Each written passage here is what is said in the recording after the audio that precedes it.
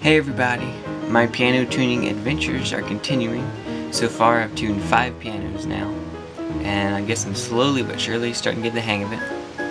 Before I show the video of me tuning our mountain cabin piano, I just wanted to make sure my contact information got out there, because I'm looking for pianos to tune in the Little River, South Carolina area. So right after this little clip you will see my card with my number and everything on it. So please feel free to contact me anytime. I'd love to come tune your piano. Enjoy.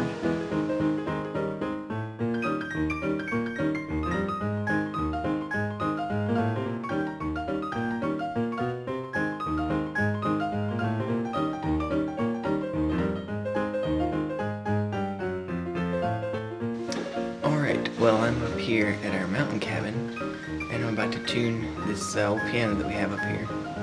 It's recently been totally restored, all new everything, refinished the wood and everything. It's a 1921 Charles M. Stieff, I believe is how you say the name. And they really did a good job. Everything's brand spanking new and beautiful, as you can tell. All new strings, new pins, new felt, new brass everywhere. It's really nice. So it's going to be fun to tune it. Alright, here we go. I'll be using the Verituna Pocket PC program. And I guess I'll just go ahead and jump right in. They tell me to start on the A4. So that's what I'll be doing. Here we go. Alright, at this point I'm going to begin narrating what's actually going on, so that it won't be so boring. I mean, piano tuning can only be so exciting, so bear with me. Right now I just tuned my A4 and I tuned the lower A3. This way the Verituna program can gather data on the piano, in harmonicity data, and basically just kind of hear how the piano needs to be tuned, so then it can tell me how to tune the other notes. Since they are brand new strings, they're going to be stretching a lot and going out of tune until they decide to even out, I guess. And so the Verituna will gauge how much overpull I should do, because it was very flat, or at least a little bit flat. The whole piano, when I got there, it was like an average of 15 to 30 cents flat. So it's having me overpull, depending if it's on the middle of the piano or the upper or the lower. A little more on the upper, a little less as you go down. So right now I'm just moving on up the piano step by step. I'm using this kind of newer styled hammer with the ball in the end. I've been taking the Randy Potter piano tuning course since February. That's been like 10 months or something. He recommended it, or he liked it at least, among some other ones that he showed. But he thinks it saves time on the tuning, so thoughts on that would be interesting. But I'm enjoying it so far. Yeah, this piano had been vandalized. Some people had broken into our cabin and like poured this really stinky mixture of, like, I don't know, fertilizer and fish and all this weird stuff all over the house, inside, and then in the piano too. So that's why we had to have it redone as a result of that. And turned out really good. I really like it. Almost want to bring it back down to a regular home. I know this is probably a very boring video, so if you really want something to laugh at, go watch some Rhett and Link or something. They're pretty funny on YouTube. I decided to do this view of the actual Verituna so you could see what kind of happens if you're not familiar with it. That little tick over on the right side is where the overpull is telling me to go to. Normally, if you were just gonna tune it regular, it'd be straight up, would be the correct pitch. But it's telling me to pull it way over there, so that when it slides back down, because the strings will stretch, it will fall right where it needs to be, hopefully. So that's kind of what's happening there. Yeah, here's an up-close view. You can kind of see my nudging and jerking technique that I'm trying to master. Randy Potter kind of recommended that as an easier way to pop the string into tune rather than trying to just like pull on it. You just kind of do slow, small jerks. It'll actually click and turn instead of suddenly jerking when it finally lets loose or something. So I don't know how I'm doing on that. I'd love some feedback on that.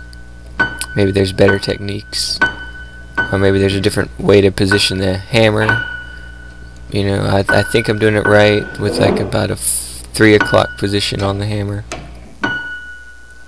I don't know if this is an okay kosher thing to do, but I've been tuning each string individually to the Varituner, and then you know, pulling the mutes out and seeing that they don't sound too terribly off, instead of doing the like unison tuning by ear. I wasn't sure how unethical that was of me to tune each one separately.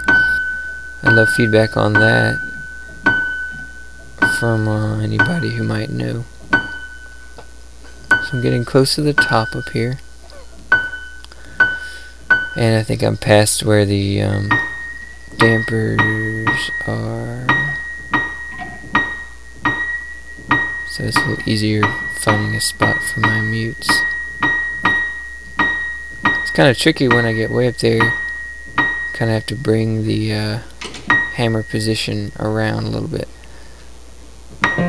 Guess I got a little hot here. Had to throw my jacket off. We have a wood heater up there in the cabin. It'll heat up that place, let me tell you. So now I'm after I tuned up the first half, I'm tuning down toward the bass now for the lower half. This is actually the next morning. I didn't finish it all in one day. I just kind of took it slow.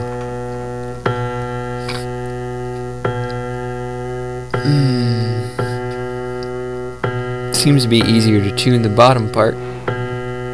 Maybe because there begin to be fewer strings, and they just seem to pop into place better. It's kind of encouraging whenever I get down there. I know the end is near. So you can kind of see how the Varituner's going over there, trying to get that thing to stop spinning as much as possible. I mean, just close to where it needs to be. Here's a view of the striking hand. That was the kind of the hand position Randy Potter recommended. I got my thumb behind my fingers kind of supporting it. So he said it would help you not grow as tired so fast, your fingers get worn out quickly, and that wouldn't jam them up as bad. Sometimes I'll swap out with my thumb when my fingers get tired. But yeah, if there's other ideas on better ways to do that, I'd love to hear them.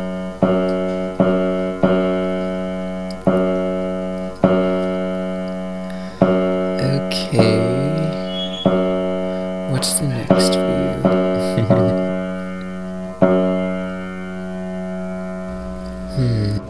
This one must have been a little tricky. Sometimes I just don't want to go where they need to go. Aha! Oh, I'm getting close. One more note, I believe. Well, after I finish doing this last note, I'm going to play a little bit of a Chopin Nocturne.